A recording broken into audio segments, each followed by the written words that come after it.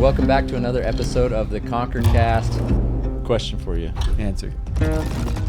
When all is said and done, how do you feel like you'll measure your life?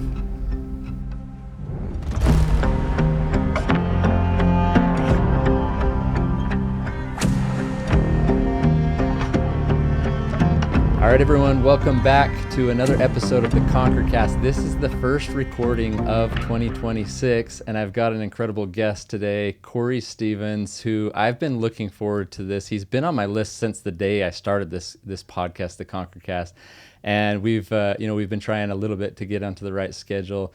You're a busy man. You've got a lot going on with business, with being a husband, being a father. Yeah.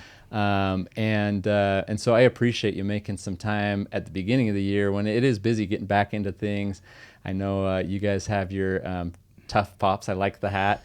And I wore my camo coming here. I was like, I got one thing. And camo. Protein. It's a protein popsicle company. Yeah. It's incredible. I want to learn more about that and how you and your wife work with one another.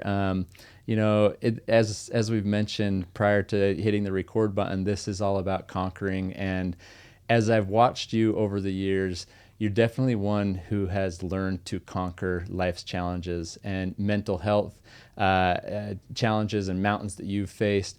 Your resilience is incredible. I first saw you on LinkedIn, and in the entrepreneurial community, and especially it feels like here in Utah, like you kind of watch those people. You're like, oh, I really like who this guy is. I like his you're character. on my, I have my own list, and you're on that list for me too, so I know what you mean. You're kind.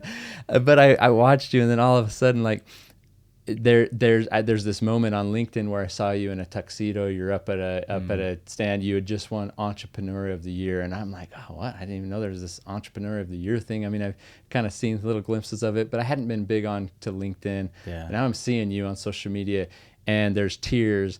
And I hear this incredible speech, and then I read like all the comments from people after, and I'm like, okay, I need to know who this guy is, because they were talking about, and it was guys that a lot of people would know. You've got Davis Smith from Cotopaxi, and you've got Jeremy Andrus from Traeger, and you've got all these known names that are commenting about Kory Stevens and his vulnerability and the challenges in life that he's overcome, and his resilience and his vulnerability, his willingness to just share his heart. And so I dove in. I just started following. You've amassed a pretty decent following on LinkedIn there, and you put out very raw and real feelings. And so I thought, okay, this guy's incredible. And then a couple years ago, a year and a half ago, we held an event called the Connect and Conquer event, and you came and spoke there. And I heard and learned a little bit more of some of the details about your journey in life and what you've been through, and I just had this additional admiration for you and respect for you and who you are. So I'm going to try to be as quiet as possible on this, but I just wanted to set that up so the listener knows you're listening to an incredible individual who's gone through a lot, built incredible businesses. One of them, Taft Shoes, that was one that I think, in the midst of winning that Entrepreneur of the Year, that was the business you were had founded. You were the CEO. Incredible business. You sold that in 2022. Yeah, my wife and I sold it in 2022. 2022. Yeah. Cool. Yeah. Have you always run the businesses together with your wife? Yeah, always. I mean, she is. Eventually, when we started having more and more children, we had to decide, hey, who's going to be kind of the more, the operator of the business. Yeah. And with Taft, it made sense for me to be that. With our new business, she is that. Okay. That's her business. It was her idea. I'm there to support, but that's her thing. But yeah, we are a team, and I've tried working with other people, and she's just better than everyone. She's just so sharp, and we work so well together that we decided that, hey, this has got to be how it's going to be. Me and you in the trenches together, running a family, and then secondly, running a business together. That's cool. I love that priority with family and then the business. And I watched some of your home life as well, and you post about it. And even yesterday, I think you said not much going on or something, and then you showed a picture of the meal that you had created. I was like, well, not much going on other than this huge I do like cooking. We do cook really good food. Yeah. That would have been a lot going on for me in my house with what you put together. But do you guys do that together as well, or is that kind of your thing? Yeah, I mean, we have a 2-month-old at home right now, and so all the recent meals, it's either me or her. Okay. Probably mostly me because our baby's obsessed with her. Yeah. But yeah, I really love cooking, and it's it's one of the household tasks that I enjoy, and I know that it helps my wife if that's kind of like, she doesn't have to worry about that. Yeah. So, and she eats gluten-free and dairy-free. Okay. And so, and I'm on a pretty strict diet myself. So it really needs to be like great. Yeah. If we're going to eat well, delicious things, it's got to be at home. Yeah. And so we've gotten pretty good at cooking. Yeah, that's awesome. That's really cool. How did you and your wife meet? We met, we were both students at BYU, Okay. and I had just returned from my mission. And Where'd you serve? I served in Cambodia. Cool. Wow. And I was studying linguistics, and the TA for our class was like, hey, I'm taking a couple students to India. And so I was like, I want to go to India. And then my wife, from the English major side of things, she was like, I want to go do a field study in India. And so we met the pre-departure class where you're like, hey, let's talk about culture shock and, you know, let's figure out how much this is going to cost and everything. So eventually we both said yes without knowing who each other were. But I went to India, she went to India. And we courted secretly in India because you're not allowed to like date on those programs. Really? How long were you there? We were there for like 4 months. Wow. And so we were strangers during the day, and then at night she would like sneak in. I had my own like house. She would sneak in and we'd talk all night. And then we got married like 3 weeks after we got back. No way. Yeah. So I like called her dad and her mom from India. No way. We booked, our marriage in the Salt How Lake cool. Temple from India. So it was really short timeline. That's amazing. But when it's like, why wait? Yeah. Yeah. Me and my wife were pretty similar. Not a secret love affair that way, but it was very quick, after the mission, and just knew that it was right. And now I've got daughters that are older than my wife and I were when we got married, and it's so weird how kids time are old, man. goes by. I love following your family's story too, and I see how old your kids are, and it's hard for me to put myself in those shoes. Like, oh my gosh, kids coming and going on missions, but I'm like, my oldest is 12. Yeah. We're not that far away. Yeah. Especially, just finishing the holiday season, it was like, we really only have, 6 more Christmases with him. Yeah. And so it's been cool to see kind of the next chapter, what that looks like in your family, because I like following along and like putting myself in those shoes a little bit. Yeah, it's been interesting. It's, I'm the old man now that says it happens in a blink of an eye, right? But it truly does, and I'm trying to embrace the fact that each chapter and each phase is full of moments that we need to experience, we need to be present for. We were just talking a little bit about anxiety and such, and I too often live in the future and try to plan for the future and make sure that everything's perfect for that. And it's like, I need to cut that out. I need to quit. It's just like right now is the moment to live for. Totally. And so I we do a decent job of that, but it's not without work of reminding ourselves that we need to be where our feet are and with our kids, because the time is passing by. Right. So enjoy the time you have. I'm trying, man. I think on our 5th child now, we're fully embracing this baby phase, the newborn phase. Cool. We're all in it. The kids are enjoying it. Yeah. I think it's been wonderful. Yeah, that's awesome. Well, that's how long ago was that when you and your wife got married? 2011. So cool. 14 years. Yeah. That's awesome, man. What a story, love story there. Secretly dating each other. Yeah, everyone thought we were crazy. I mean, I didn't know. I didn't know her family. She had never met my family. Yeah. It was like we all met at the wedding basically. But here we are, almost 15 years later. Yeah, how cool. Pretty cool. Now I know.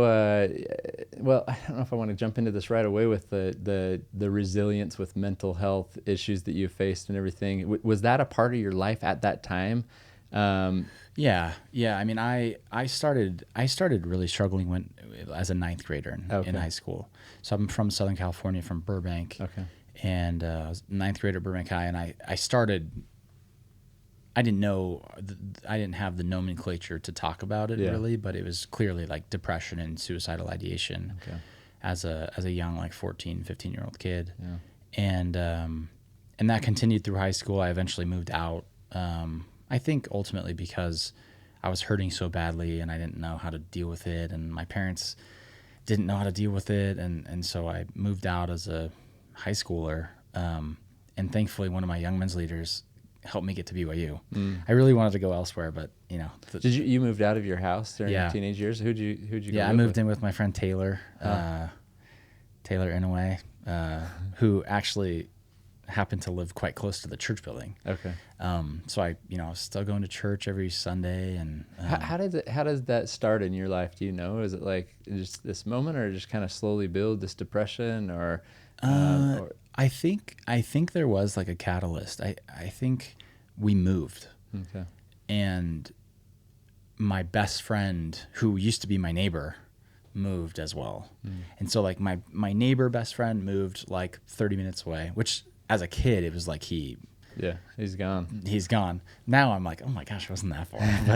But and then when we moved, it was just like this big transition in my life that I think kind of prompted a lot of those feelings to start coming out.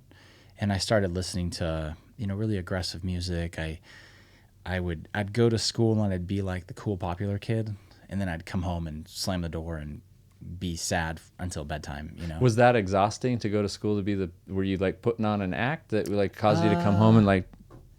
I think I put on more of an act now. Okay. Than I did back then. Oh, okay. I think back then it was like, I think I was having fun in school. It was nice to be busy. I had sports. I had choir. I was really involved in choir, and I think I was busy, and it was a nice, welcome distraction. I think it was when that slowed down was when it got exhausting. Okay. I think the distractions of high school were actually helpful. Okay. So no, I mean, I did really well in school.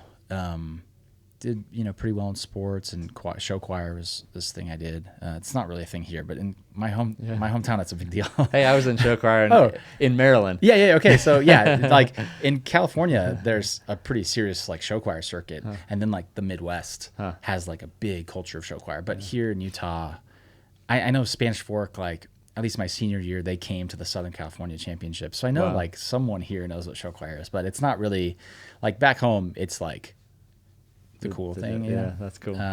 So I played tennis, soccer, and show choir for 4 years. But yeah, I really struggled. Like I remember I would lay in bed at night, and the house we moved to, and this is pretty honest, but I feel like we can be pretty honest. For sure.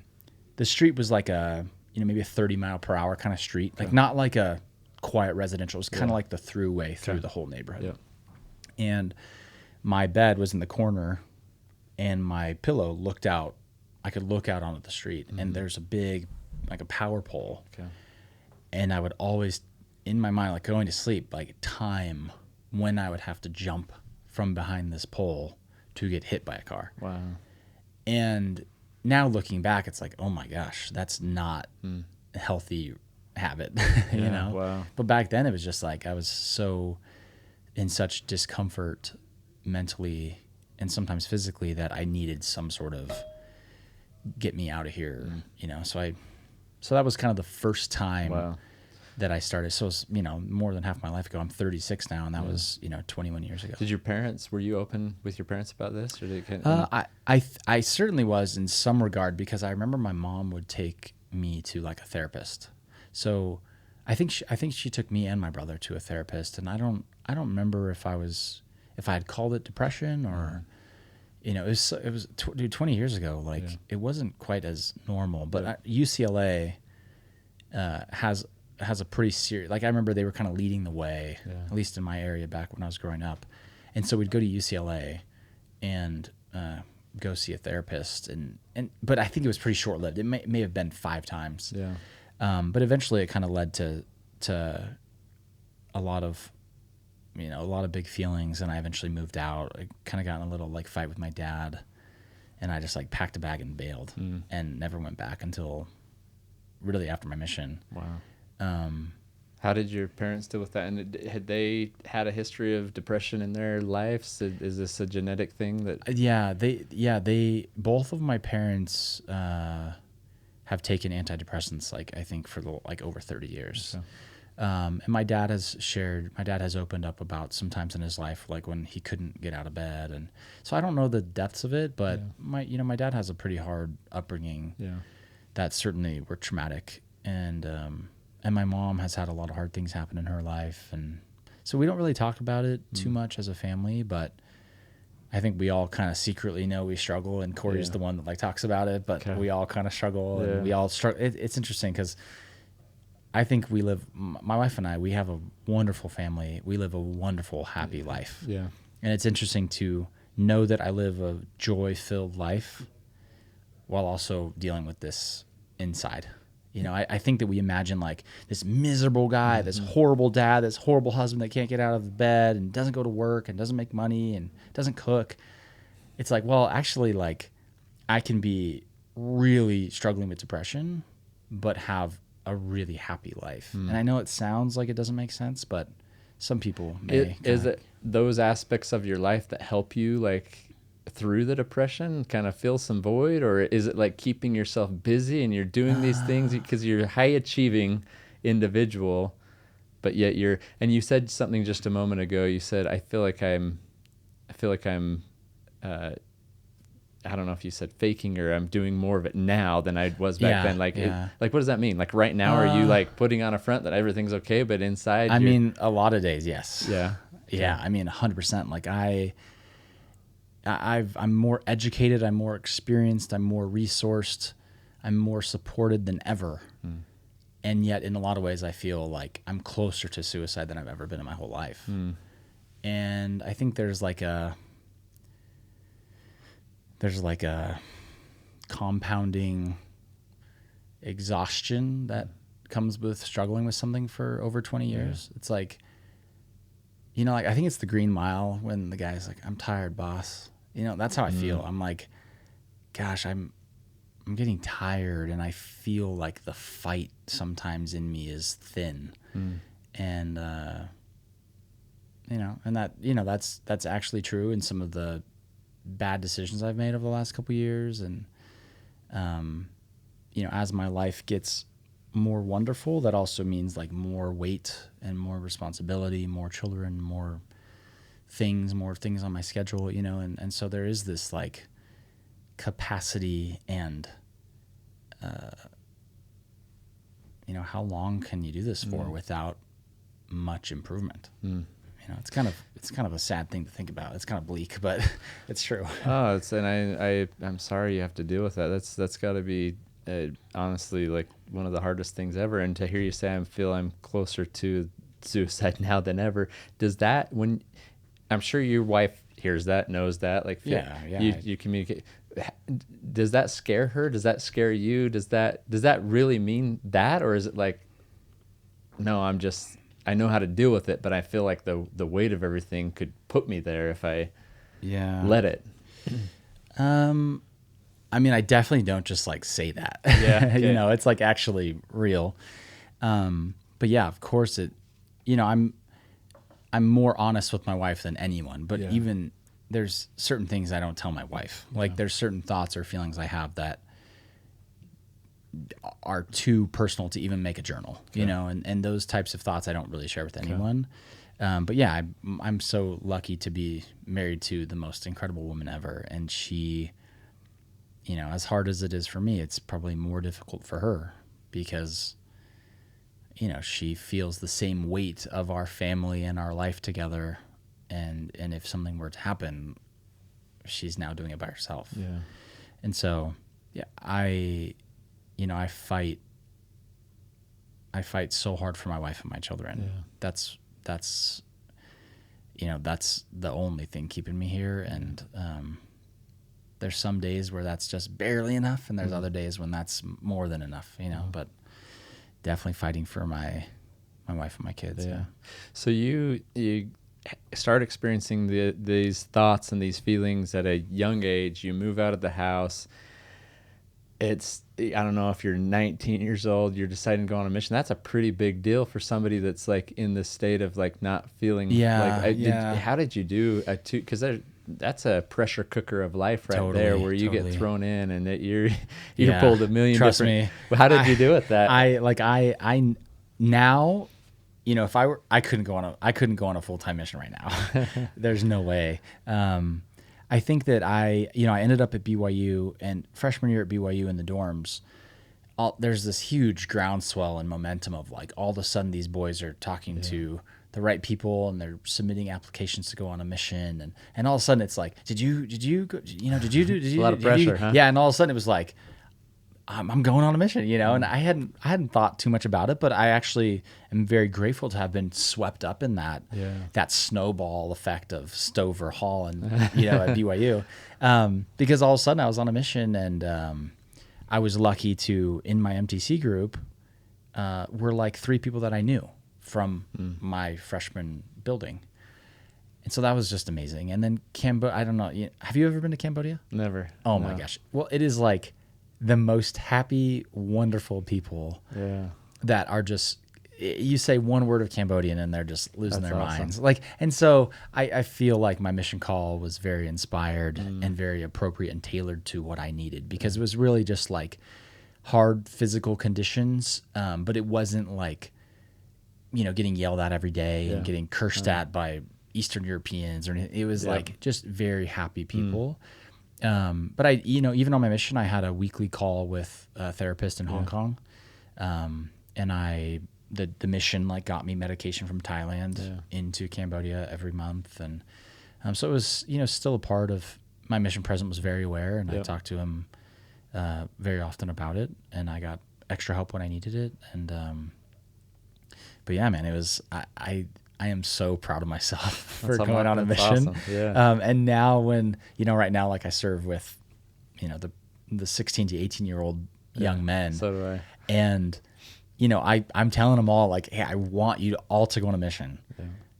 But I also know there's lots of reasons why some people shouldn't go on a mission, and that's okay. And we don't need to feel shame or guilt about that. But yeah, I am amazed that we send people on missions, because it is just a really difficult 2 years that, when looking back, it's just such a blessing. Yeah. Yeah, it's huge. So foundational, and it's so difficult.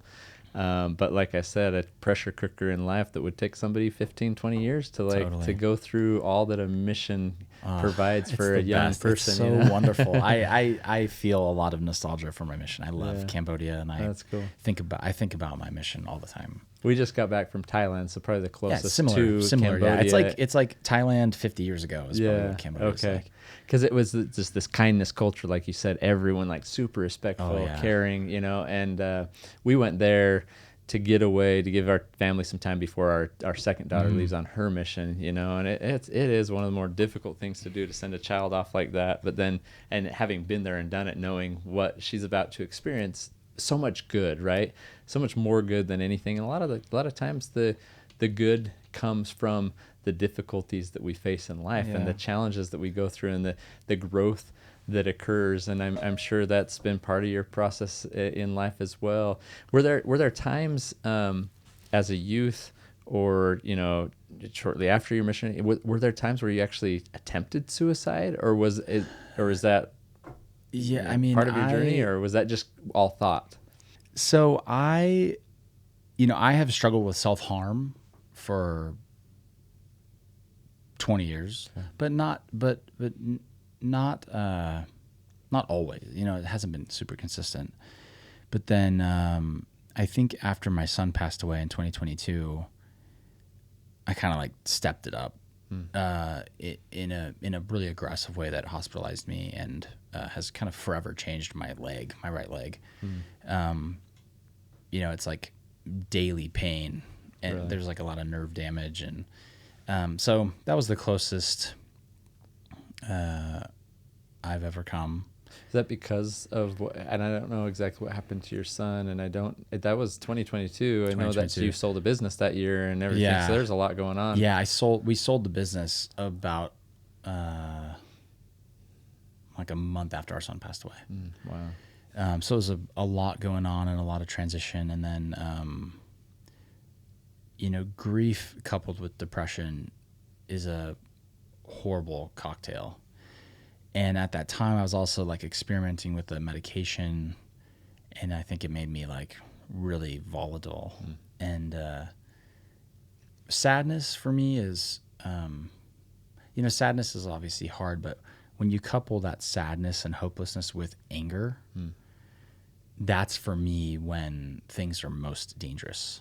When there's that hot like searing anger coupled with a lack of hope. That's obviously a bad combination. And was the anger that your son had passed, was it an anger with God? Was it an anger with his life? The actual thing that prompted is like, I don't have any road rage. I'm like, if anyone knows me, like I'm actually quite nice. Yeah, that's all I care about being. Nice. Yeah. But this, I was just having a really rough day, and then this kid like we had like a little road rage incident. And I mean, no one like got out of a car or anything, but this kid was like yelling at me and I was like yelling back, and I was right, you know, traffic law. Yeah. I knew what I was talking about. And if we got in like a little argument, and it just made me so angry, and I carried that anger home. And then, you know, I was just so angry that, you know, I kind of like convinced my wife to leave the house. Let's get the kids to sleep. And she left. And then I did it when she was gone.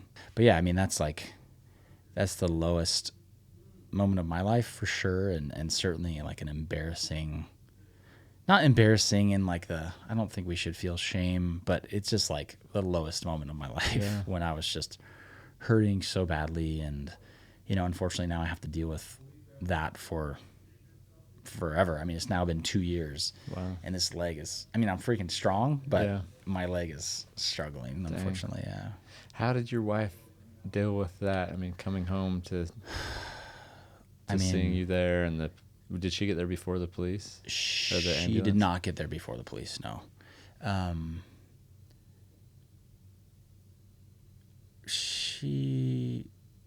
think when she knew it wasn't like life-threatening, I think she was just angry at me, because it was a tense moment in the home too. Before, you know, I was angry and I was probably mean, and, you know, really encouraged her to get out of the house, and, you know, so I was not treating her as well as I should have before. And so I think she was just really unamused and unimpressed, and just like, Kory, you're so stupid. You know, she's so supportive and helpful and kind, and I kind of betrayed that trust and kindness and grace from her. And I mean, she doesn't like guilt me or anything. Yeah, like she's very sensitive to my leg, and she's so thoughtful about that, and she knows like, oh, let's put the baby on this leg. You know, she's aware of it, and there's a big scar on my leg. But I'm so lucky because, you know, I remember we talked like before we got married, like, hey, I need you. I sat her down and I was like, hey, I need you to understand, like, I have depression and I'm going to fight like crazy, but like, I do need you to understand before we get married that this is a part of my daily life. It affects me daily. And, you know, she was game. And I hope that, you know, after a decade and a half, like I'm sure she feels happy with her decision. Yeah. But I also am sure that she's kind of like, man, I thought we could beat this, you know, like, I mean, the Conquer cast, like I feel like an imposter being on here, because I'm not, you know, I appreciate all the kind words you said at the beginning, but I am not conquering. I'm just enduring. And some days I don't endure very well, and other days I endure and I'm able to get some work done. But like, I am not a conqueror. Well, in my opinion, though, you can retort all you want. In my opinion, I will defend this, though. There is success in enduring the day and the challenges of life, and continuing on and waking up and doing what you need to, and putting that meal on the table for your family, and calling your wife your queen, and, you know, teaching some young men about your past experience and letting them know that today's a hard day. I think that that's the very essence of conquering more. It has nothing to do with arriving or. That's what I think in my head. It's like, you know, I feel like in the state of Utah, at least, I am kind of like one of the team captains on team mental health, you know? Yeah. And like, people ask me all the time, like, hey, what about this? Or, hey, who do you know that can do this? Or, you know, I'm like one of the pillars, you know, there's many of us, but I'm one of them that like champions mental health and is seen as like an influential person in that category. And it's like, I'm tired of caveating like, hey, I can talk about mental health. It doesn't mean that I know how to beat it. Yeah. You know, it's kind of interesting. It's like, right? Yeah, it's like, I think that when we when we get on platforms and talk about something, it's because we like know something definitively, or we can teach something, or we, you know, for me, I'm just telling my story, and it, hoping that it helps someone. Yeah. But I am not an expert. I'm an expert in experiencing it. I'm not an expert in solving it or resolving it or concluding it or anything. You know, I think that that's why I feel a little bit silly sometimes, is because, you know, mental health, a lot of people want to talk about it. And I feel like, well, what's the point in just telling the story without any sort of like solution? And that's, you know, I don't know if you follow me closely enough to notice this, but like I've really pulled back on LinkedIn. Yeah. Like over the last 6 months. Yeah. Why is that? I just feel silly. Like, you know, so like even after thousands of people literally have thanked me for talking about it, I still just like, what the heck is the point? Like initially it was like, we need to talk about this because there's a lack of awareness. I actually don't think that there's a lack of awareness anymore. I think that like we're all pretty aware that mental health is as important as physical health, and you can't separate the two. And you know, you'll never be super physically healthy unless you're mentally healthy, and like being physically healthy without being mentally healthy is what's the point there too, you know? So I feel like it's initially like Taft, the shoe company, we had, you know, 700, 800,000 followers on Instagram. And I talked about mental health. And back then I thought I was being helpful because I was raising awareness. Yeah. But now I don't think that, like I've raised awareness. Everyone has. I don't think that that's the problem anymore. Like ending the stigma. I don't even know how much of a stigma there. I'm certain, you know, certain industries, you know, even like probably the hunting industry and like that kind of like macho stuff, guns and hunting and, you know, high powered business people, like, yeah, maybe there's a stigma there, but like, I think for the most part, and maybe this is just a privileged opinion, but I do think the stigma is like, you know, somewhat gone, mostly gone in some instances. So I'm just like, what's the point of just continuing to like raise a flag and say, I'm hurting. Here's how I'm hurting right now. I still don't have a solution. Like, what? Eventually I'm like, I run out of gas on like telling people that I'm hurting all the time. And it's kind of embarrassing to like still be hurting and be getting worse and worse and worse. And people look at me, it's like, you have a beautiful family. You've sold a business. You're smart. You know, it's like, if he's struggling and he's still struggling, then what hope is there for me? And I just feel like, I don't know. Clearly, I have big feelings about it. I'm so grateful you're so open about it, because I don't know. Like today, what are you doing to conquer the feelings of first of all, what does depression feel like? Like I honestly, I don't know. I feel like I've dealt with anxiety, forward looking. I don't know if I've been in a lot of depressing situations in my life. I definitely haven't had the thoughts of, you know, self-harm or suicide. So I don't know how to empathize with you that way, right? A lot of people go through that and experience that, and I feel like you're most powerfully positioned to serve the person you once were or the person you currently are. So I think that whatever you share, whether it's on a podcast, on social media, with a friend in person, about what you're doing today to like, just, okay, I'm getting through today this way. I feel like, yeah, the awareness, we don't need that anymore. We don't need, you know, people don't need to feel shame about it, but they might need just a Kory to say, here's what I'm doing today. And, you know, but that's first, nice, like, what is depression? What does that feel like to you? And then what do you do today? And it's today, it's a Monday.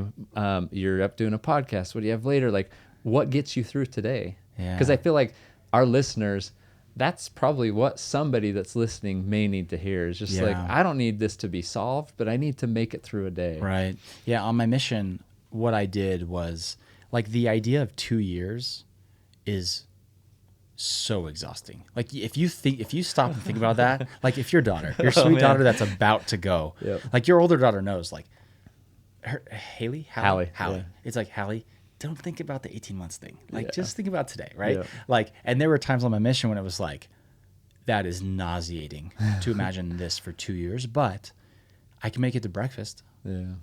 And then when I do have breakfast, I'm going to go get my favorite little like rice and sweet pork thing. And then I'm going to make it through personal study and companionship study. And then I'm going to make it to language study. And today I'm going to learn the lyrics to some random Cambodian song.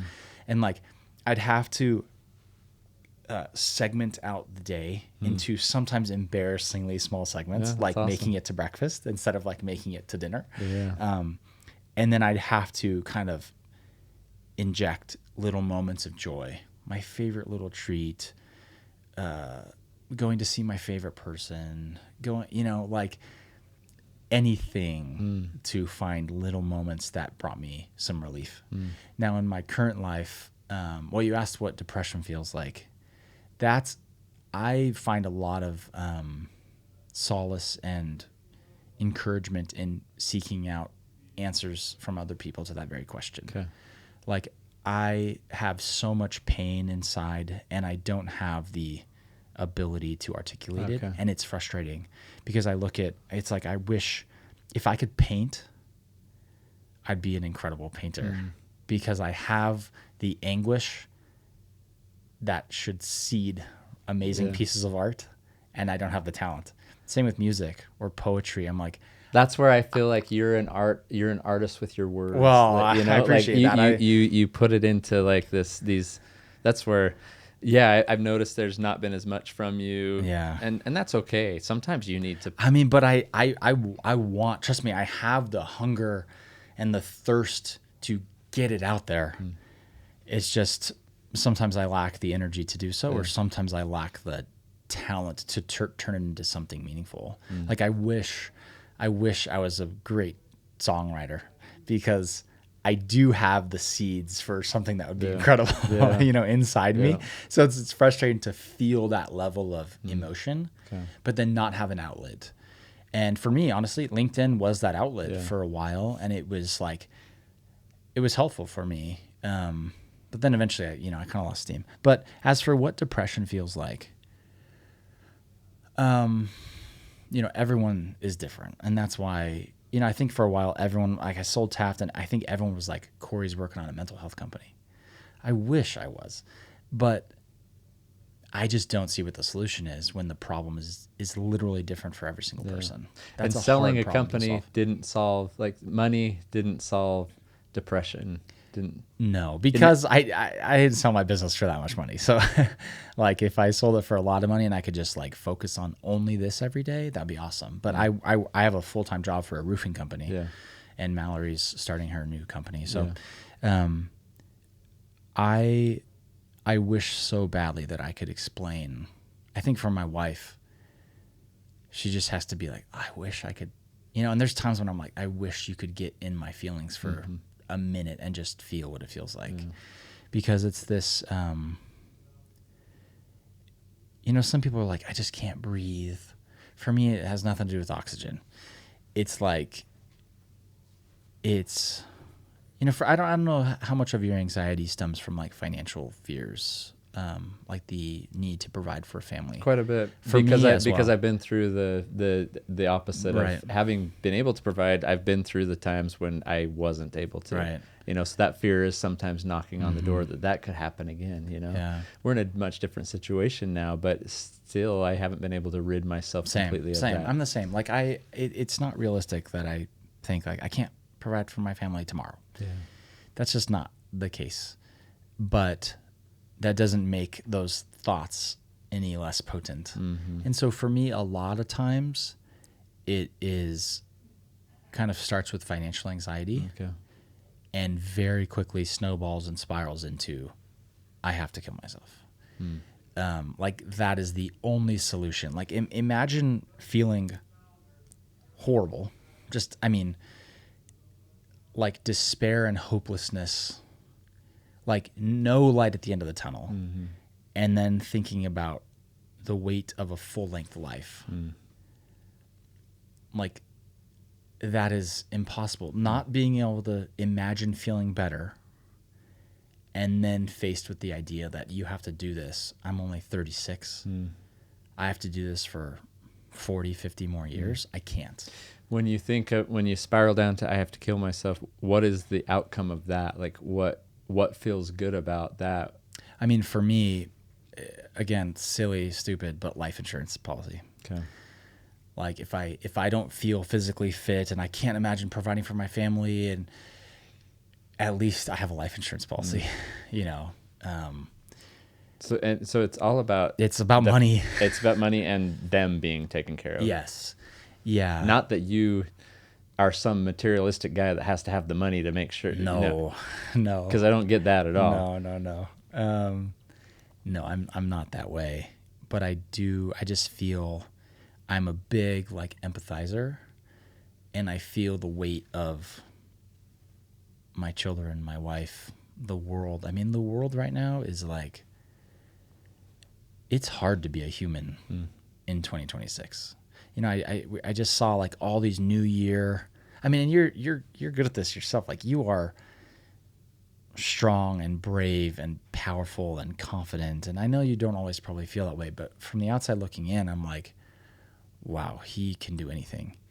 And we see all these New Year's like goal setting people, you know, leave all the trash behind, New Year, you know, all these like these macho like, and I'm just like, hey, some of us are absolutely crawling into 2026. Yeah.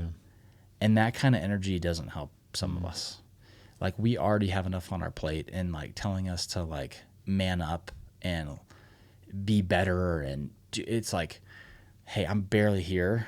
Like, you know, and so I think for a lot of people, like depression is so common, and suicide is unfortunately very common. Mm-hmm. And as the world continues to get more and more bleak, and the costs of living keep going up, and there's just no relief in sight for a lot of people. Like I feel that way, and I have my dream home, and I have literally 5 cars on my driveway, and you know, if I feel that way, I can't help but fear for the people that, you know, are truly living paycheck to paycheck. Yeah.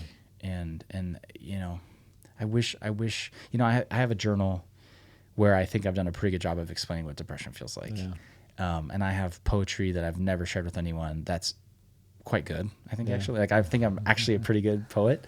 Awesome. But they're so personal and so, you know, kind of embarrassing for me a little bit to like, I don't know, suicide is a really shame-filled idea, and it's not something I really share casually. But you also asked what I'm doing today. Yeah. So like today, you know, I woke up at 5:30 and I got a crazy good lift in. Exercise is like, I've put on like 30 pounds of muscle in the last 2 years. I'm like 202. Yeah, you're lifting heavy, pushing some weight, man. I'm pretty strong. That too, and I'm like, wow. I'm getting stronger. You know, my body composition has changed a lot. I'm like way heavier. None of my clothes fit anymore. That's why I'm wearing like extra large. You know, like my legs don't fit in. To church, I'm like wearing sweatpants and a short sleeve shirt. Like I don't have much that fits me, and I just got to go shopping, but I just haven't. But you know, exercise has become a non-negotiable. Yeah. Not because it actually makes me feel better. I'm just trusting the science. Okay. Like there's enough science and research that says, hey, you know, endorphins and dopamine and all these things. I'm like, okay, I feel tired, I feel crappy, I feel sore, but if that's what the research says, I'm going to trust the science and say I have to exercise every day. Secondly is our diet. Like we eat, I mean, as you noted, like we eat pretty well. We make good food. That's awesome. Because all of me wants to just eat In-N-Out, Taco Bell, cold cereal, you know, popcorn and Oreos at night. Like that's how I want to eat. I still want to eat that way. But I just trust that if I want to feel better, I have to trust that I have to fuel this engine with the right stuff. And do you feel better doing that? Is that like at least that, you know? I don't know, because I still really just want Lucky Charms and Oreos and In-N-Out, and, you know? So it's hard because I've realized like I'm basically like diabetic, like type 2. So my A1C is way too high, even though I eat well. I say I want to eat Oreos, and I actually have eaten well for a decade. Long time. Yeah. My wife is just, we just eat well. Yeah. But all of me wants to eat not well. And so it's like, I don't know. I think it's probably like a net neutral because sure, physically I feel better, but mentally, like I'm so sad to not be eating like Taco Bell. Like I just love Taco Bell. So I think somewhere in between, but like exercise, sleep is another big one. Yeah. Like as my kids get older, they go to sleep later and later. And then I wake up at 5:30 no matter what. Okay. And so we're trying to figure that one out because it's been what do you do? Like, I don't know. We're tired. Your kid? Yeah. Like I don't know. Like it gets to a point with some of their ages where it's like, okay, they're graduated, they're adults now, they're this and that. I have like a little code word that they text us when they come home that they lock the, it just got to hours where it's like, well, we can't do this. But my wife and I, we have our routine. A routine has helped me and it helps her, and it sounds like it's helping you. Mm-hmm. It's one of our routines is to go to bed at night and watch a show together to kind of wind down, and we love that little time. And but sometimes the kids are still out, and we're like, whoa, it's midnight, and now it's this, and we've been on this for years now, where it's like I haven't gone to bed before midnight in a long time. Still? Yeah. Oh my God. I can't stay awake past like 10 o'clock. Yeah, no, their kids are just starting they're starting to brush their teeth and stuff. My youngest is 12, so my oldest is 12. So. Yeah, so it's just different. And we're kind of, my wife much more than me. She's a night owl. I am a night owl, but I like can't sleep past like 6:30. Like I'm up, and I don't feel good if I sleep past that, and my body needs 6 hours of sleep, so I'm good. Like it'll wake up at 6 hours. So if I go to bed at midnight at 6, it's about when I'm gonna wake up anyways. I'm tired, right? Because and you go through these phases where the kids, I don't have great advice. I'm bad at that. Yeah. But how you guys? What are you doing? You're I mean, going we to bed just at 10 try to get. I thought, okay, winter's here. Kids are gonna go to sleep earlier. It's like, no, the kids are older. Well, and a so Christmas they break push it. doesn't help either. Well, Christmas break, we're pushing. We're watching, sleepovers. We're turning every on night. movies. Yeah, we were all in the basement. All of us in the basement. We're starting movies at 8:30. Yeah, it's like we're starting them at 10:30. Yeah, exactly. 11:30. So I'm going to sleep at. I'm going to sleep at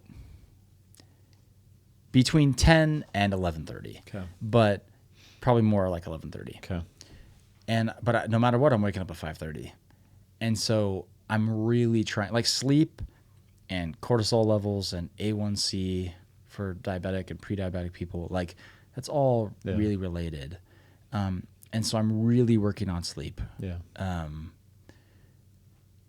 Right now it's especially tough because we have a newborn. Yeah. And so throws the schedule. Everything is thrown off. My social connection with my wife, our quality time together, our date night, like that's just non-existent. But it's a phase, and I need to be careful not to like catastrophize and generalize our current little stage to like, oh, this is how it's going to be forever. Oh no, I'm never going to sleep enough. Oh no, I'm never going to eat well.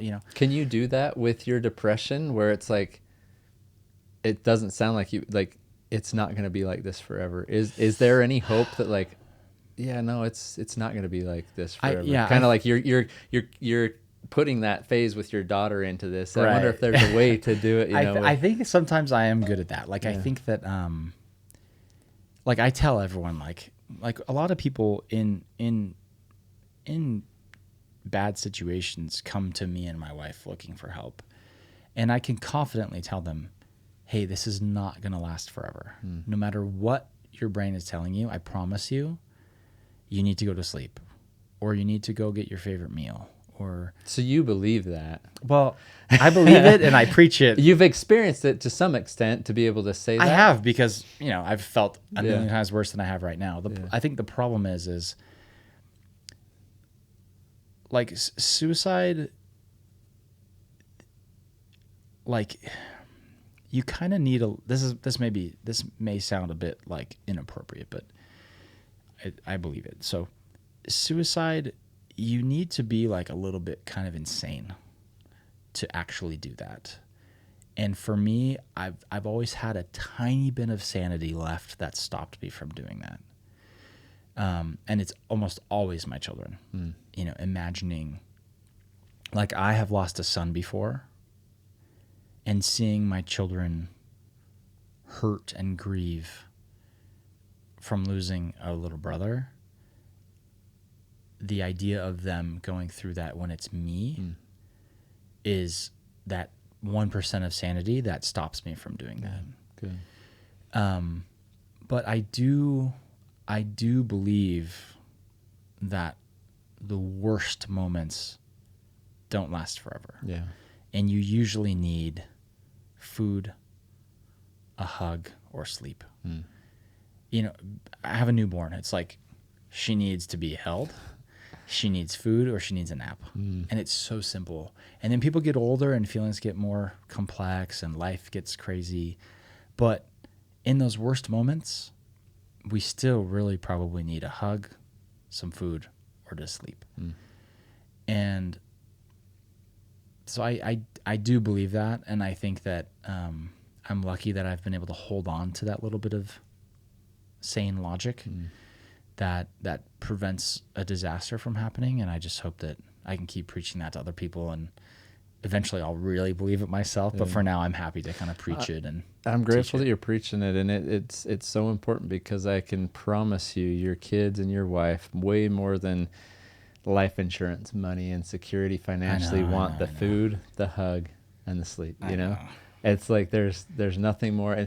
But we complicate life, and how much does comparison play a role in that for you? Is that a thing that you? Yeah, I do struggle with that. Like right now, I'm working on like my current piece of writing is like a letter to other people whose life has turned out differently than they expected. And you know, my life has turned out a lot. And I want to be careful, because it's never in regards to my wife and my children. Yeah.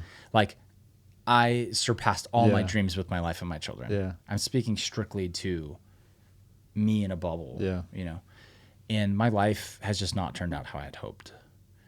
I've been really handicapped by mental health struggles. What did you hope for? Well, you know, coming out of high school, I was, you know, I think literally had like a 4.6 weighted GPA. Wanted to go to Yale.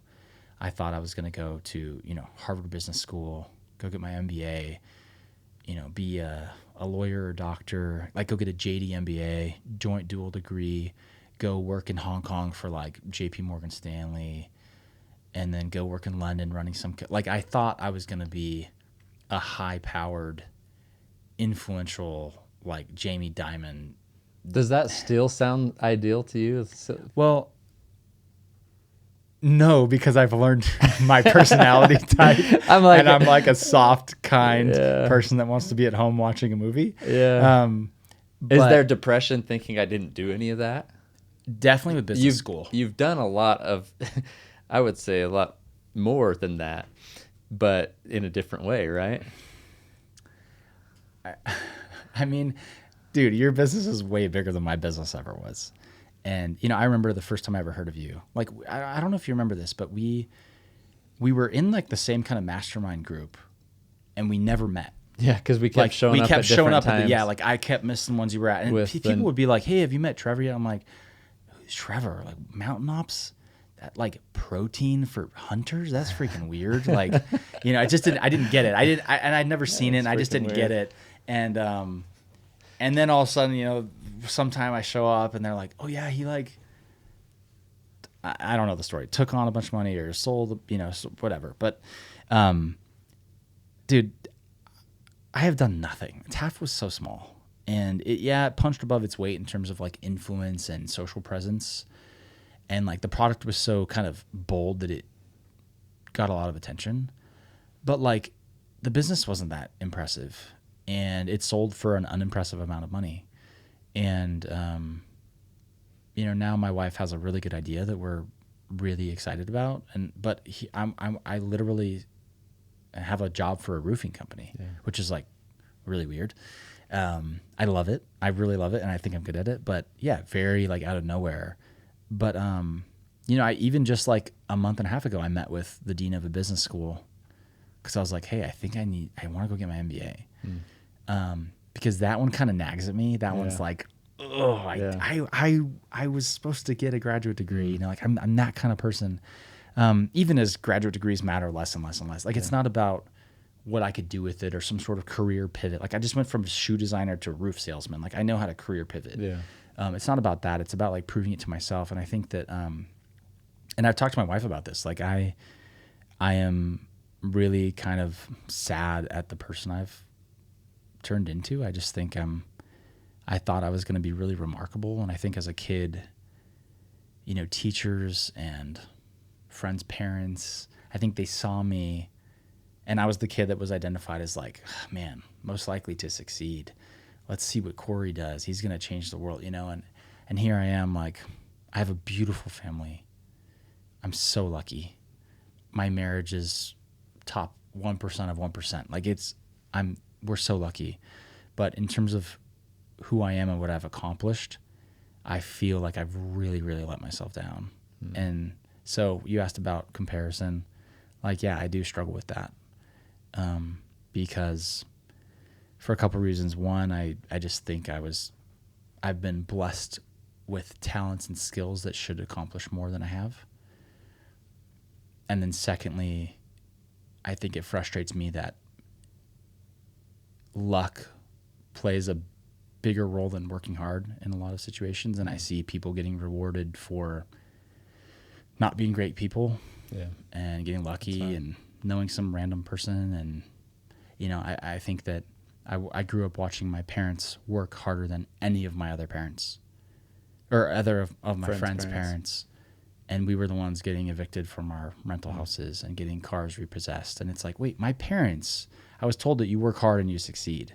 And here I am watching both my parents work longer hours and harder than anyone else I've ever met, still to this day. And yet they're barely making it. I think that frustrates me. And that, I don't think I've ever vocalized that, but I see in the state of Utah, in our sphere here, it's a small world here. It is. And I think it does bother me that a lot of people just got lucky. Yeah. And it's like, why can't people I love have that same luck? Because they're certainly working just as hard. Wow. Yeah. You create a lot of thoughts in my mind right now as you're sharing some of these things. And I don't know if I can articulate this or express it in a way that I would hope to, but I would say from my lens, what a remarkable life you're living. Well, dude, I'm not looking for compliments. I'm not, but I want to tell you. But I want to tell you why. That mastermind that we were both invited to, Kory Stevens was at the top of the list of the reason why I wanted to show up there, and I didn't show up very many times because we live a little bit of a distance from each other. It's a solid hour. 15, and most of the guys were down that way, guys and gals that were a part of it. But every time I'd show up and you weren't there, I was like, I was the same, man. I was like, who's this Trevor guy? So, but I wasn't like, I actually really love shoes, but I'm not a big shoe guy. In fact, I wanted to buy some of your shoes at one point. I forget the name of them, but I was like, I had a hard time spending $250 for a pair of shoes, you know, because I've been through times in my life where, man, I couldn't pay $250 for shoes. So that's kind of stuck with me. I have a hard time spending money, even when I have it, where I'll spend it on others. I'll spend it on my wife and my kids at times, probably, maybe more than I should. But with myself, I'm like, yeah, but my team here at Mountain Ops, I buy them a new pair of shoes every year. Yeah. That's the thing. And it's like, hey, the choices you make and the shoes you wear today will determine the shoes you wear tomorrow. And so there's just so much symbolism around shoes for me. And so I loved that you had a shoe company, but it really wasn't about the shoe company that I was wanting to go.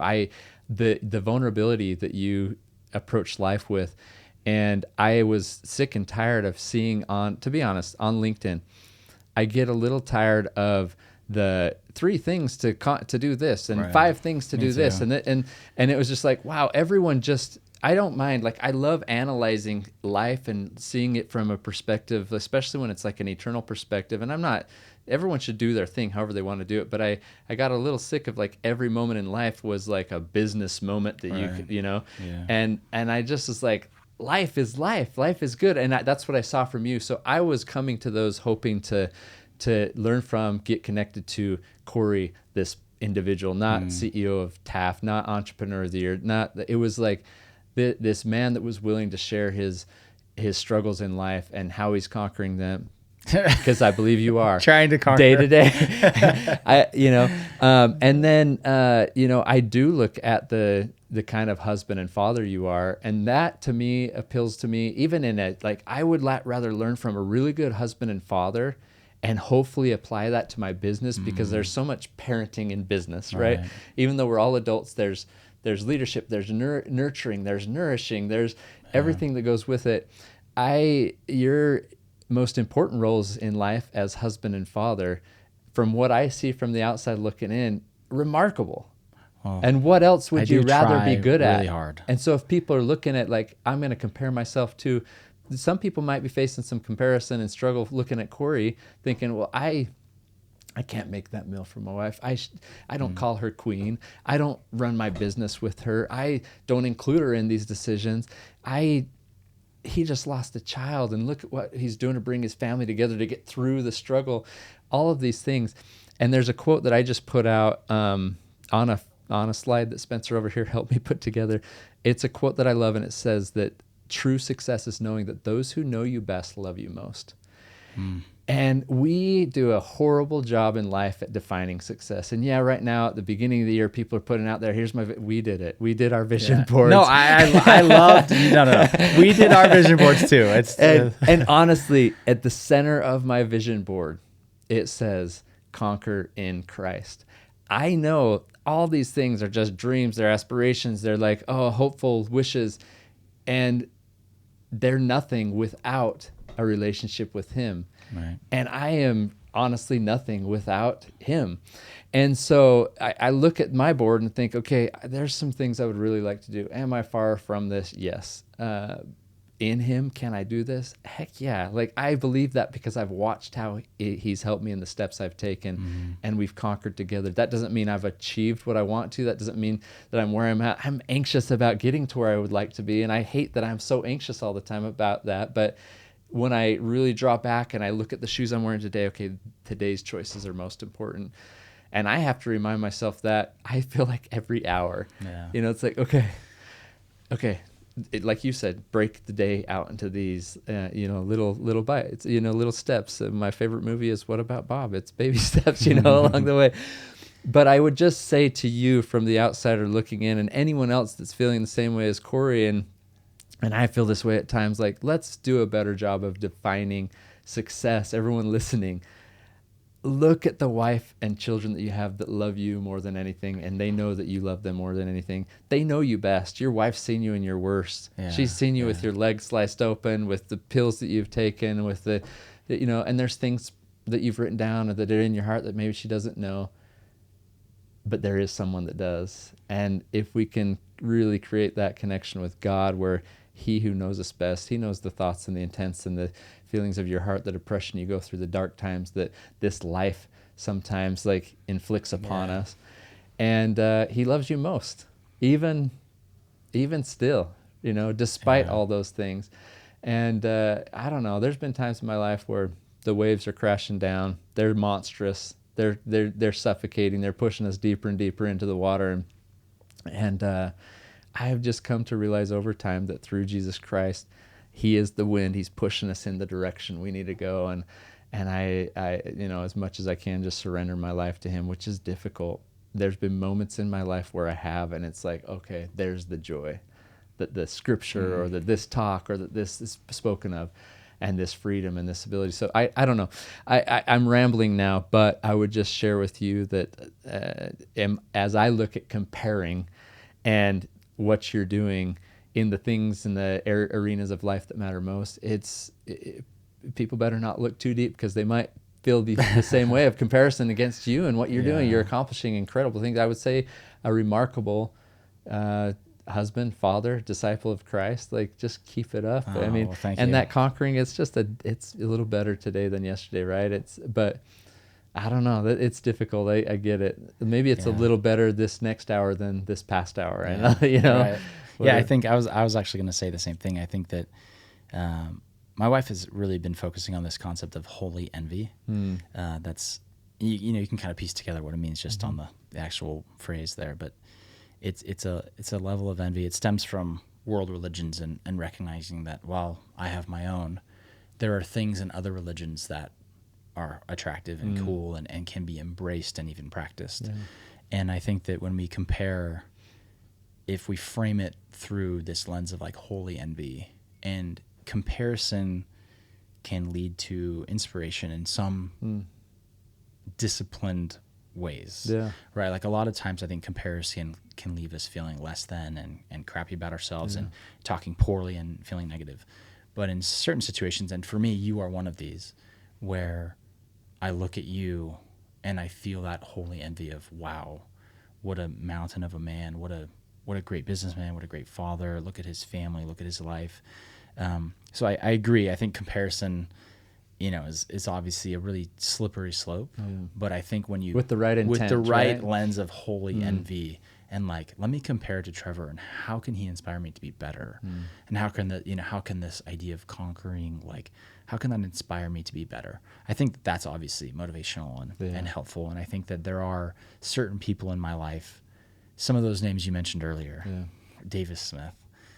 I don't even know him very well, but gosh, I love him, and he inspires me, and I do compare myself to him, because someday I would love to be mission president, and I would love to be the type of entrepreneur and investor that he is, and the type of father. Like, he's just as good as they come. Well, I went to lunch with him before he left, and we talked about you. Well, and he talked about the incredible things you're doing in the community and bringing this awareness and this, I love him. helping people. So it's like, it's interesting to know that you don't know him well, because the way that we spoke about you, it was like you guys were tight. Well, I mean, I think we're both inspired by each other, and I should say that I wish I knew him even better. Yeah, no, I get it. But you're that same class. But I would say, like, sitting down with me, you probably realize, wow, he's a lot more normal and no, than I. I'm like, because I am. I wish it was my podcast and I could pepper you with questions, because I'm like, I know you have things that can help me and inspire me and encourage me, and you're asking me these thoughtful questions. I'm like, all right, well, let's 180 this thing, because you have,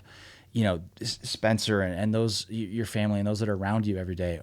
What a blessing to be able to spend time with you, because you are a special person, and I've really enjoyed getting to know you a bit better, and also learn and feel your love for me through the mic. Oh, I appreciate that. That's awesome. I think that's the great thing about how you've lived, and being open and vulnerable and having conversations and sitting down even in a conversation like this and just talking about things. It's like you start to realize that it's through connection we conquer. It's through opening up and being aware of each other that we're able to actually help one another. And if we just kept that all to ourselves, like, it'd be a much more gloomy world, a much more depressing place, I feel, if we didn't open up and share. Because I do believe you are truly most powerfully positioned to serve those that are going through something you have been. But how would they even know unless you share? Right. How would they know that they're not alone unless they see? And I would even say somebody from the lens of, like, you've succeeded in business. You've received awards for it. And it doesn't matter what level that was. You've been recognized as one that can get things done, that can do things. And your remarkable leadership, it's very empathetic. Like, I would much rather live in a world where forget the hard-nosed business structure. Like, we're all human beings, like, on this earth on a journey.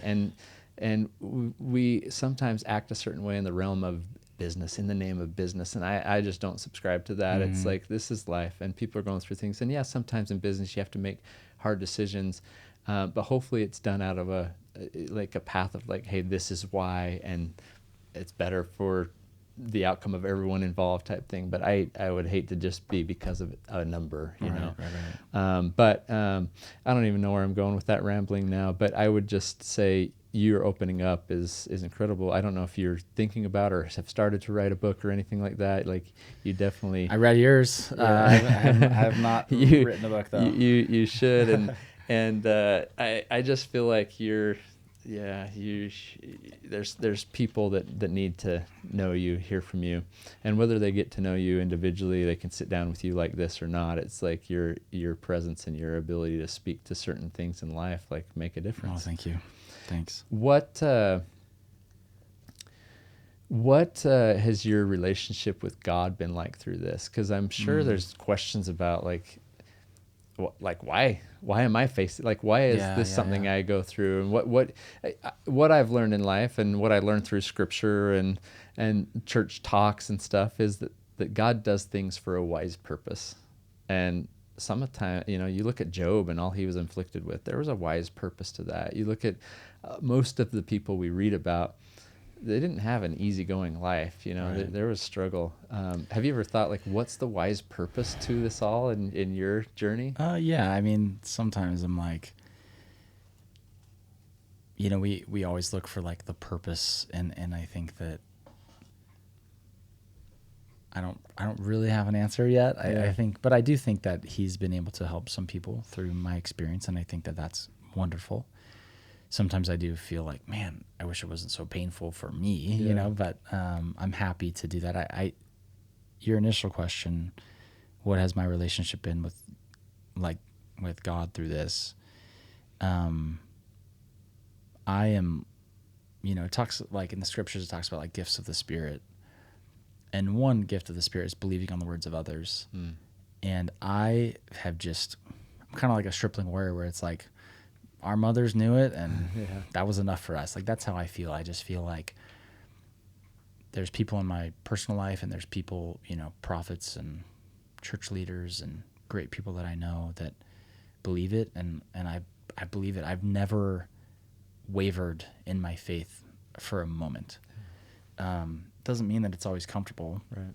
It doesn't mean that you can't ask why. Like, I don't think it's, when Jesus is saying, hey, please don't make me drink this bitter cup, I don't think he's saying why.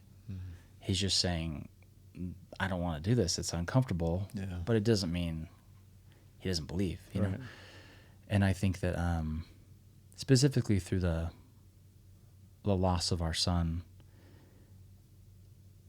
I worship a God that lost a son too. And I think I understand the plan of salvation better than I ever have.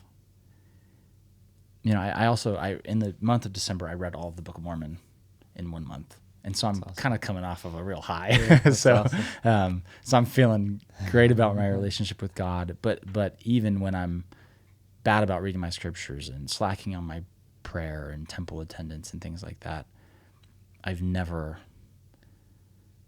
anything could happen to me, and I'll know that God is my loving Heavenly Father, and that I can be with my son and my family again after this life. And all that is unfair about life can be made whole through the atonement of Jesus Christ. I've thankfully never had to. I have my own struggles, but thankfully my faith is in a under lock and key. That's and awesome. No one can get to it.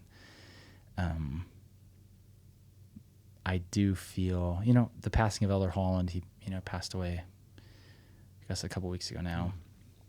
And his testimony of the Savior has always been a bit more like palpable and tangible and real. Like, I feel like he has sat with Jesus and talked with him, and he was really a real friend. He was able to kind of personalize and humanize Jesus in the way that, with words that I've never read. And he also was probably the most vocal and explicit and clear about mental health, in the church. And after my son passed away, he wrote my wife and I a note. Wow. And, he also lost a little brother. Elder Holland did.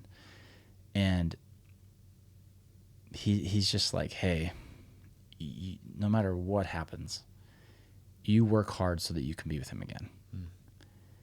And for me, when doubt creeps in or fear creeps in,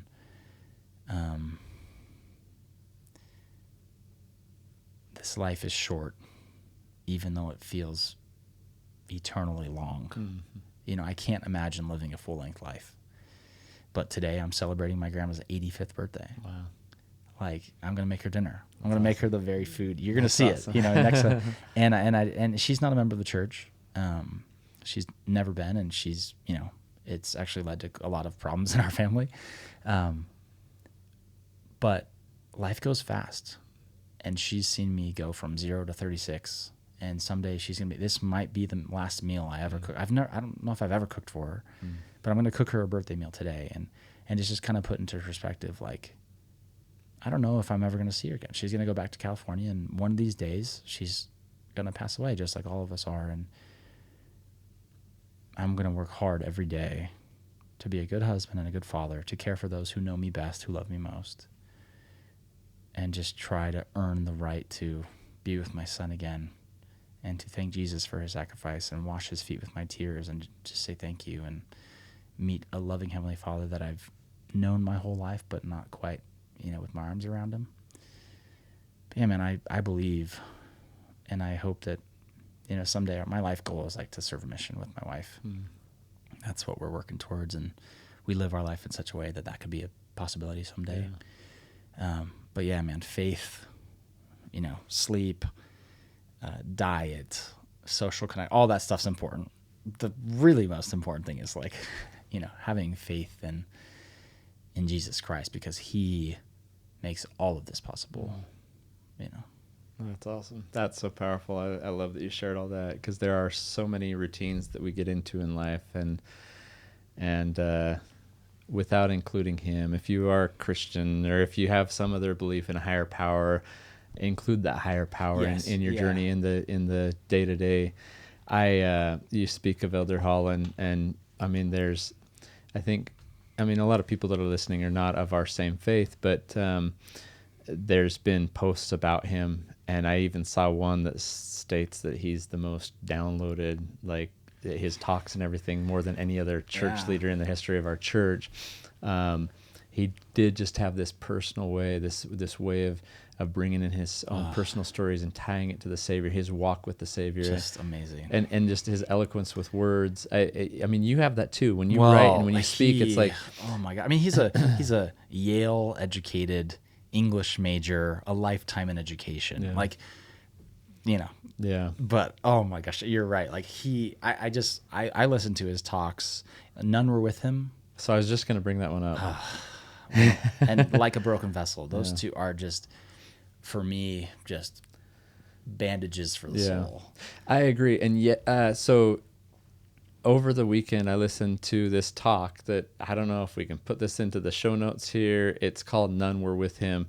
Yesterday, I typed out this Instagram post, and I didn't end up doing it because it was long, and I didn't know how to tie a YouTube video, the whole full length. There was some reels about it, but I didn't want people to just listen to a reel, just not 15 seconds of this. And it didn't matter if you're of our faith, if you're Christian, if you're Christian, for sure, listen to this. It'll help you visualize your walk with the Savior almost better than anything else that is described in word. And then if you're not, and if you're curious, just listen to this.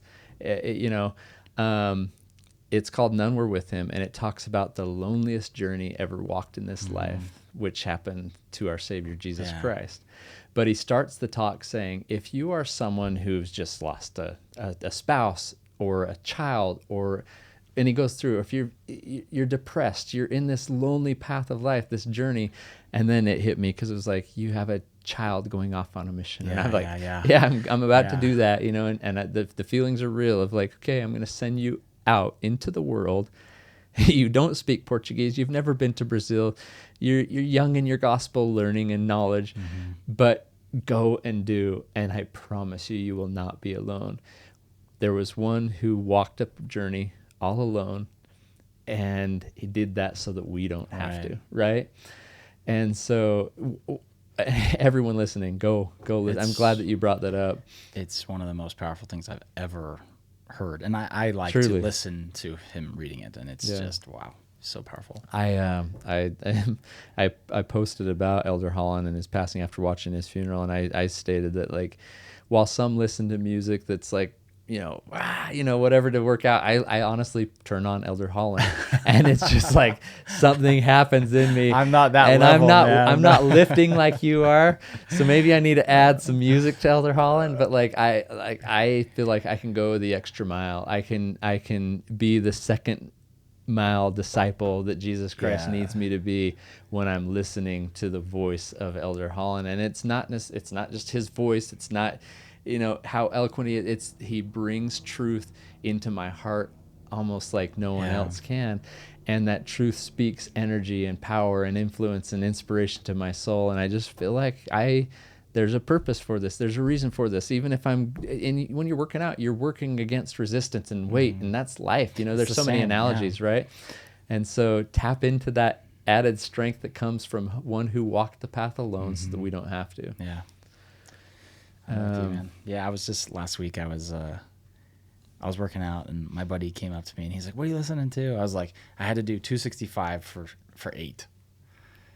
And he was like, "What are you listening to?" And I was like, Helaman.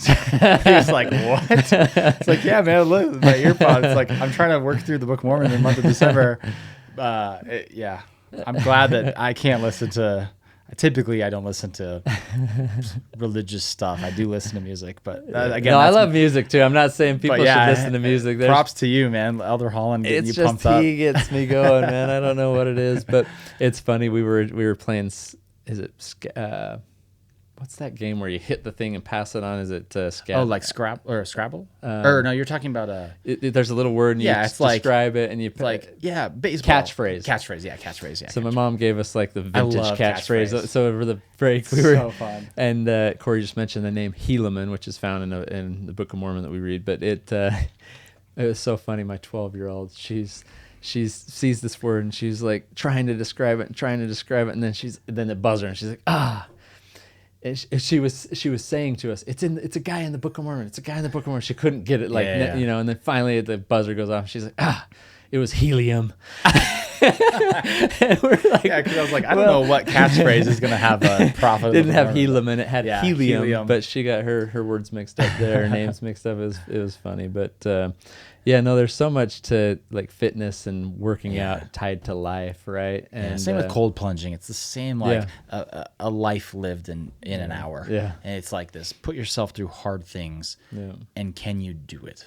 Can you push through the discomfort, whether it's child loss, depression, 36 degree water, 405 pounds on the squat bar? Like, it's the same kind of thing, and Jesus helps us get through all of them. How has he helped you most? Like what's been like a characteristic of Jesus in your life that's I believe in the Old Testament God and Jesus are kind of like intimidating and big and mighty and scary and strike things down. My relationship with Heavenly Father and Jesus Christ are very gentle. I only know kind gods. My relationship is patient, very tender, very soft and gentle. Like I mentally, I put enough on myself that God is like, the atonement is for you, and put your burdens upon him. And I'm grateful to feel that way, because I know, some people are maybe more intimidated or scared to make mistakes and things like that. And for me, Jesus is nice and gentle and kind and patient with me and graceful to me, and like his grace and mercy are enough. And he, there have been a handful of moments in my life where he I think he's physically closer than the norm, and he's kind of let me know. And I don't want to sound like weird, crazy, religious, wacky guy, but and there's been a few moments in my life when I've just needed some proximity, and that's happened. Is that happening because of something you're doing to bring the No, I think it's together? because like things are so hard that he needs to throw me a bone. More like that, like where it's like I'm desperate. I need, and but you mentioned like Davis and Jeremy, and I think one of the ways that God has helped me is I have an incredible group of friends. And, Davis and Jeremy, I haven't talked to either of them in over 6 months. But Taft helped me build a network here. Like, I'm not from here. I didn't grow up here. I didn't go to school here, But God has helped me by the network that I have. Just amazing people that care about me. And that is one way. Like, God works through his children. And a lot of times, a few times in my life, he's kind of sent himself to be close. But almost all the time, it's my wife and my children and my friends. And people joke, like, I have so many friends. Like, former employees used to give me a hard time. Kory, call one of your friends. Don't you know this guy? Don't you know that guy? And same with in my current job. Like, it's amazing how many people I know in the roofing world and the construction world, even though I've never been in this industry before. It's just God has blessed me with an amazing group of friends that seem to care about me. When you mentioned, like, when you're vulnerable and real with people, it does come back to you because people care about you. And God has blessed me in that regard. How do you, God's blessed you with these people. People are blessed by you being in their network. How do you cultivate and nourish and build that network? Because I feel like there's guys, even some that you're mentioning, where it's like, yeah, I can reach out, I can have, but I don't like there's people. Time is sensitive too for everyone, so it's like, but how do you form that? What's been like some things that you've done with that network to make sure that you're helping each other? Great question. I think that same level of like vulnerability that I show with depression and mental health, I also showed in my love and gratitude for others. Okay. Like, I don't know how many people are sending, like, Jeremy Andrus, like, a really heartfelt, maybe semi-emotional thank you text at the new year. I'm not saying do that to Jeremy, but like, that's something I would do. Yeah. Or like when people are like, hey, just wanted to check in and thank you for chiming in on that meeting, whatever. It's like, well, hey, Trevor, can I please send you my love for having me on your podcast? You didn't know it, but that morning was really difficult, and I think you were inspired to have me on that day. And dude, you sent me home with like a protein powder. I actually ran out the day before. Like, you will never know how much that meant to me, but thank you. Yeah. Like, you know what I'm saying? Yeah. Like, I'm sure lots of people have thanked you, but there's like a level of vulnerability and like honesty that I always go to. It's very powerful. And another way is to have people over at my house for dinner. Okay. Like, I surprise people with invitations. That's cool. Like, pleasantly surprise them, I think. Like, I've extended an invitation. Like, I know I can cook well. And so I'm like, I'm not scared to have really powerful, wealthy people in my house, because I'm like, I know I can bring it in the kitchen. That's awesome. And so we do host quite a bit. And we, even new people, like in the roofing world, like this is a totally new game for me. Yeah. I don't know anything about roofing, about the industry, about construction, but I'm having success by bringing the same stuff. Cool. By being real, by bringing people thoughtful, handwritten thank you cards at Christmas, and by giving like thoughtful gifts and texting them and like if they mention they have a girlfriend that's going to law school in Michigan, checking in and say, hey man, I know this is gonna be your last Christmas with her for a couple years. Like, I hope you guys enjoy. Like, it's just being human and thoughtful. And not masking that with some of that business stiff ethic or the stiff business stuff. Like, I think like a lot of people shy away and don't go that second layer of like realness and humanity, but like I do it, and then I always try to get people in my house. It's powerful. Like, getting people in your house will tell them everything they need to know about you, and then you cook them a meal. And you spend a couple hours like with their kids running around and like, oh, my kids punched your kid, and oh, your daughter spilled on my staircase. Like, dude, you get someone in your house, any relationship will just boom, ratchet up like in a major way. And so I do try to get a lot of people in my house. That's awesome. Yeah. Well, I look forward to coming over for dinner sometime. Dude, you got to come. We host like every September. Every September we host this incredible dinner. Cool. And you got to come, and I hope that you and your wife would make the trek. Yeah, that's from awesome. Fruit Heights. Yeah, it's an easy trek. That's awesome, man.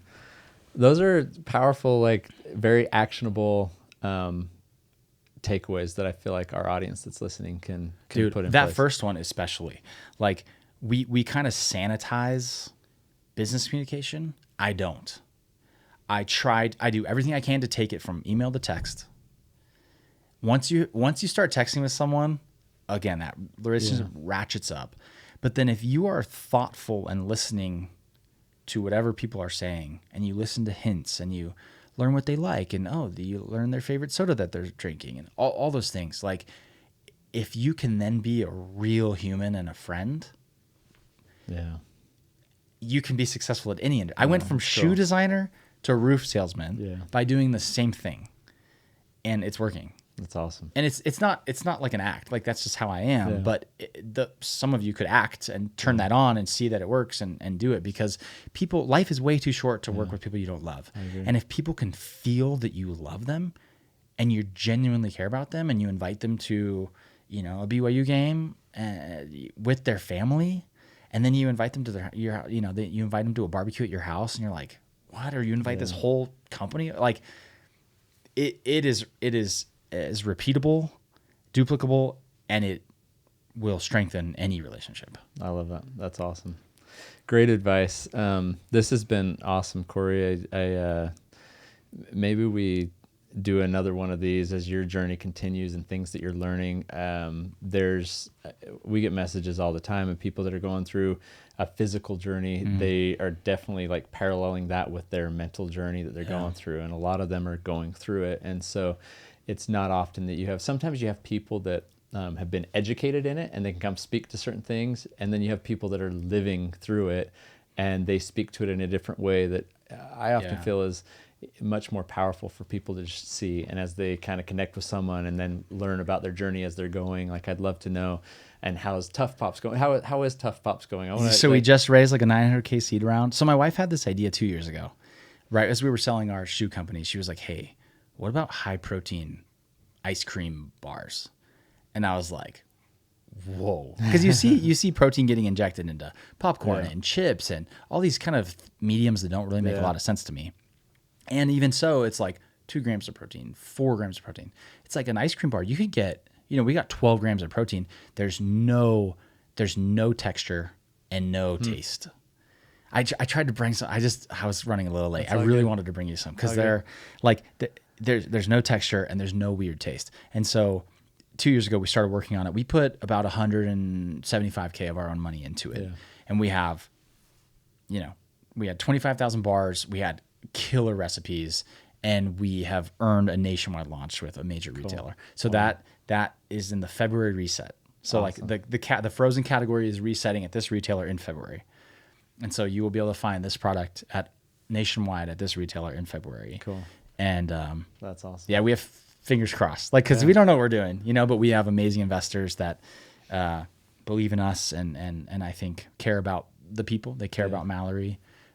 They care about our previous experience, and they believe the product is good. Mallory won like a $20,000 like business pitch competition. That's so cool. Which was really, really meaningful for our family, and we're off to the races, man. I mean, I'm full-time roofing. Yeah. But after my 9 to 5, it's all Tough Pops. And weekends, it's all Tough Pops. And I'm doing all I can, especially having a baby. It's like we had a baby when the business was going crazy. Yeah. And so we're super hopeful. The product is really good. We took 2 years to get it right. And so we believe that the product being as good as it is can kind of make up for some of our lack of experience. That's awesome. Congrats, man. Yeah, thank you. Super it's exciting. check the Stevens house is crazy right now because we got, an ice cream truck on our driveway. We have a roofing truck on our driveway. And we have all, I'm wearing this in a roofing truck, and I'm going to roofing meetings, and it's a crazy house with a baby and these are the days you'll look back exactly. on and think, it's wow, so true. Like, what? It's so true. Like, it feels like like a zoo, but I know someday we're going to look back similarly to what we do with, like, guys, can you believe we had a shoe company? in 10 years, we're going to be like, can you believe we started an ice cream company So cool. while dad was working for a roofing company? Like, what in the world? Yeah. And it's going to be such a fun, like, our motto in our family is, what will you remember most? And that kind of guides our decision making. Like, will you remember, staying home, or will you remember inviting your grandma for her 85th birthday to come and make her a crazy meal tonight? That's like, awesome. Obviously, it's easier to just have a chill night at home. Yeah. But you will remember this way more. And so in our family, what we remember most, I know we're going to remember this phase of life when we're starting Tough Pops. And that's cool. I love that. This kind of filter when making a decision. yeah, it's like, it's the lens. It's like, hey guys, I know it sounds exhausting to get up early and go watch the parade, but are you going to remember sleeping in like you do every other day? Or will we remember getting donuts and going to the parade? That's and cool. So yeah, that's my wife's thing, is what we remember most. And it's always easier to do nothing. Yeah. It's always easier to just not do it and say no. But we try to say yes. That's so cool. Yeah. Well, next time, actually, let's have you and your wife come. We'll do a couples who conquer podcast. She's the conqueror. She's unbelievable. She's unbelievable. That's awesome. Yeah. I would love to do that.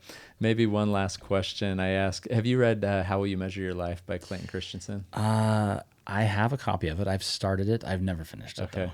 One of my favorite books, so I would highly recommend. Red trim. Yeah, knowing that your aspirations for your MBA and all that. This is an individual that's a Harvard professor. Yeah, his son went to BYU at the same time as I did. Okay, cool. Kind of got to learn about him. Yeah, that's awesome. We've read it a few times here at our Conquer book club at MTN Ops, but that's my question to you. And when all is said and done, as a conqueror that I believe you are, how do you feel you'll measure your life?